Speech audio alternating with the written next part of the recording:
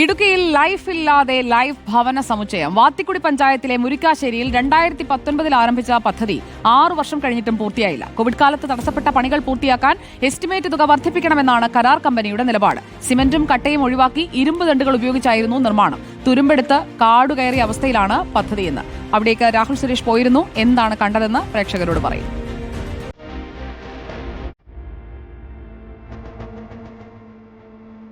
2019-2020 സാമ്പത്തിക വർഷമാണ് 3,40,00,000 രൂപ ചെലവിൽ ഈ കാണുന്ന ഭവന സമുച്ചയം നിർമ്മാണം ആരംഭിച്ചത്. വർഷം 6 പിന്നിടുകയാണ്. നേരാവണ്ണം നിർമ്മാണ പ്രവർത്തികൾ മുന്നോട്ട് പോയിരുന്നുവെങ്കിൽ 29 കുടുംബങ്ങൾ ഇവിടെ താമസിക്കേണ്ടതായിരുന്നു. നിർഭാഗ്യവശാൽ കാട് കയറി നശിക്കുകയാണ് ഈ കാണുന്ന ലൈഫ് ഭവന സമുച്ചയം.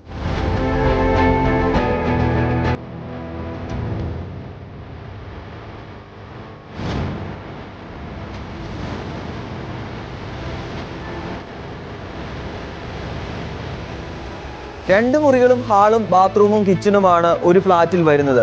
2019 നിർമ്മാണ അനുമതി ലഭിച്ചു. കോവിഡ് കാലത്ത് നിർമ്മാണം മുടങ്ങി. സാധന സാമഗ്രികൾക്ക് വില വർദ്ധിച്ചതോടെ എസ്റ്റിമേറ്റ് തുകയിൽ മാറ്റം വരുത്താതെ മുന്നോട്ടു പോകാനാകില്ലെന്ന് കരാർ കമ്പനി നിലപാടെടുക്കുകയായിരുന്നു. 3,40,00,000 രൂപയാണ് ഇതിൻ്റെ എസ്റ്റിമേറ്റ് തുക.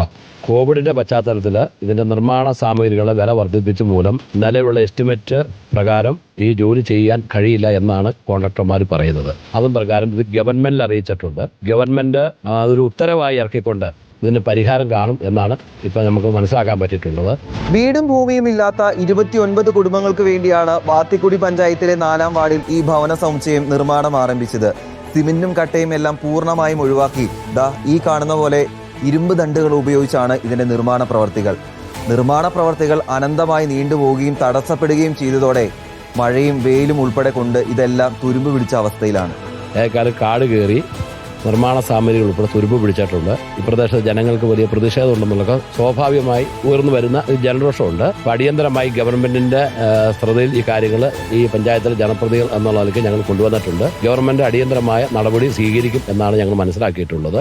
പുതിയ എസ്റ്റിമേറ്റ് തുക സർക്കാർ വാക്കാൽ അംഗീകരിച്ചിട്ടുണ്ട്. ഇത് ഉത്തരവായി പുറത്തിറങ്ങണം. എങ്കിലേ നിർമ്മാണ പ്രവർത്തികൾ പുനരാരംഭിക്കാനാകൂ. തദ്ദേശ നിയമസഭാ തെരഞ്ഞെടുപ്പുകൾ അടുത്തിരിക്കെ ഇത് സാധ്യമാകുമോ എന്നതാണ് ഉയരുന്ന ചോദ്യം. വീഡിയോ ജേർണലിസ്റ്റ് റിജോയ്ക്കൊപ്പം reporter Rahul Suresh, in reporter, Idukki.